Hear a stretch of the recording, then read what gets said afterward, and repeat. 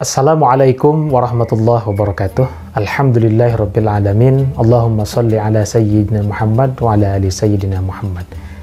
Jumpa lagi di channel Muksid Haitami. Semoga Bapak Ibu sahabat sekalian ada dalam lindungan Allah Subhanahu wa taala, diberikan umur panjang, sehat walafiat, rezeki yang berlimpah, dan juga diberikan kemudahan oleh Allah Subhanahu wa taala untuk melaksanakan ibadah umroh dan haji ke tanah suci. Amin ya Allah ya rabbal alamin.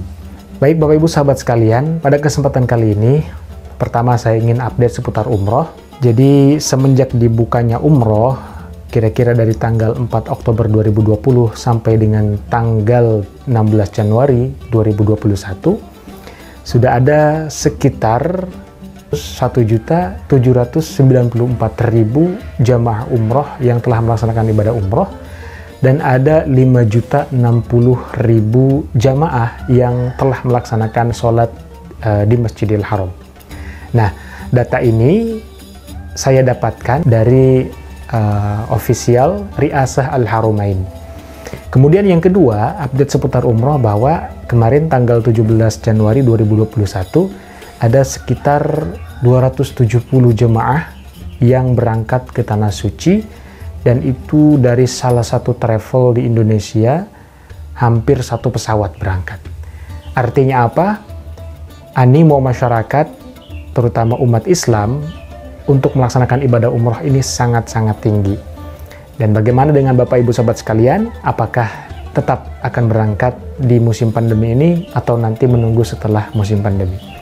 Baik Bapak Ibu sahabat sekalian, sebelum saya lanjut ke cerita tentang umroh seperti biasa, yang baru bergabung di channel ini, mohon bantuan untuk like, subscribe, dan juga share video ini. Mudah-mudahan ada manfaatnya, terutama bagi saya pribadi dan umumnya bagi sahabat Bapak Ibu sekalian. Sekitar tahun 2017 saya berangkat umroh, ada satu kejadian yang membuat saya sampai dengan saat ini tidak akan lupa. Kejadian itu bagi saya adalah pertama dan satu-satunya kejadian semenjak saya bertindak sebagai seorang tour leader, sebagai seorang mutawif. Ada satu jamaah ibu-ibu yang semenjak dari Indonesia pada saat manasik, karena saya berangkat jamaah itu selalu dari Indonesia. Nah, ini juga saya ingin informasikan kepada sahabat sekalian yang sering bertanya apakah saya tinggal di Mekah atau tinggal di Madinah. Saya jawab saya tidak tinggal di sana, tapi saya pulang pergi mengantar jamaah dari Indonesia sampai di sana. Di sana juga sebagai mutawif, kemudian balik lagi mengawal jamaah sampai ke tanah air. Ya, jadi seperti itu.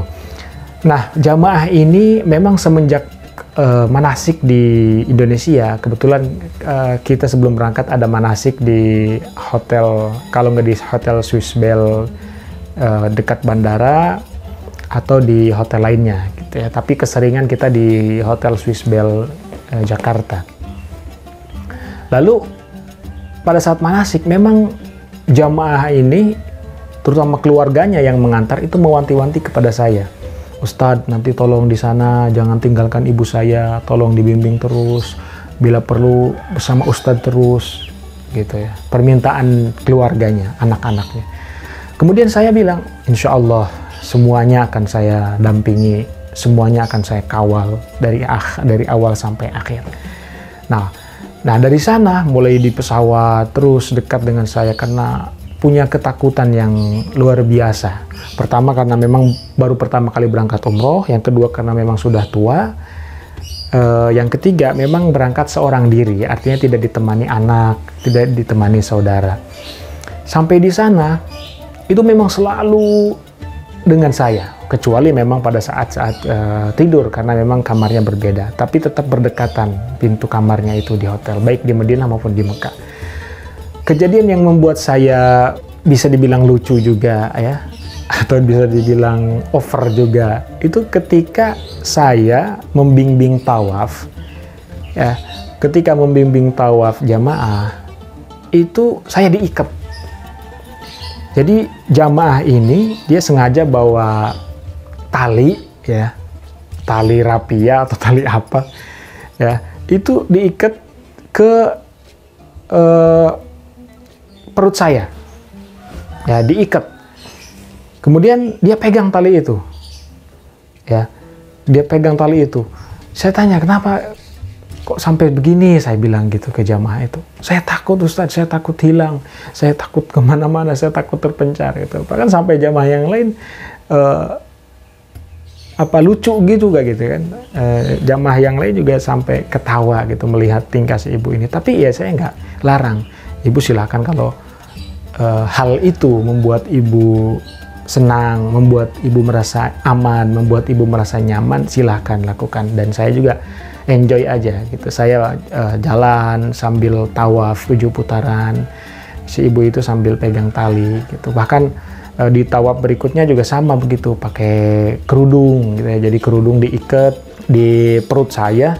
Ya untungnya di perut saya. Coba kalau di kain ihram misalnya pada saat misalnya tawaf gitu, terus diikatnya di kain ihram, terus ketarik, nah itu apa yang akan terjadi kan? Sementara kita cuma pakai kain ihram gitu.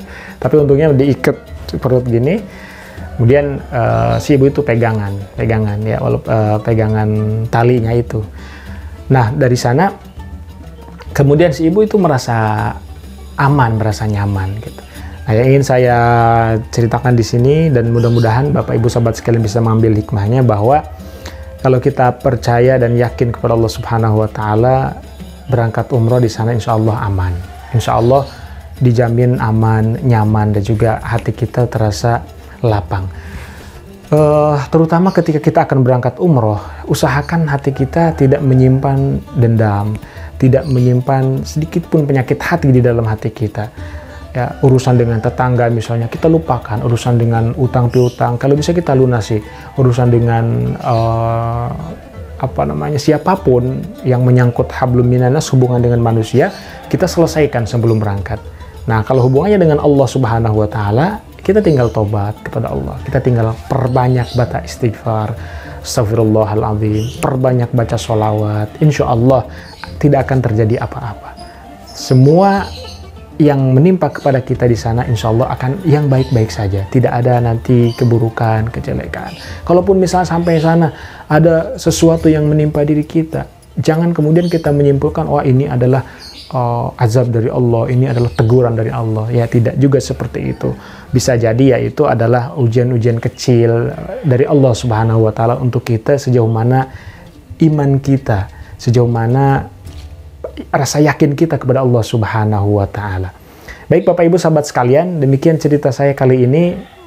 Mudah-mudahan pandemi segera berlalu, kita sudah melihat bagaimana keberangkatan jamaah mulai berangsur membaik, dan juga saya berkomunikasi dengan teman-teman yang ada di Saudi Arabia, di Mekah dan di Madinah juga kondisinya makin membaik. Nah di Arab Saudi sendiri sudah mulai divaksin, ya, artinya secara logika, secara akal kita berikhtiar, itu sudah diikhtiarkan oleh pemerintah Arab Saudi, dan Indonesia pun sudah memulai vaksin dengan perdana dimulai oleh Presiden Jokowi dan juga para public figure yang lainnya. Mudah-mudahan semua berangsur dengan baik, tidak ada hal-hal yang buruk lain yang menimpa kita semua, dan kita doakan mudah-mudahan bencana yang ada di Indonesia ini, terutama banjir di Kalimantan Selatan, gempa di Sulawesi, longsor di Sumedang,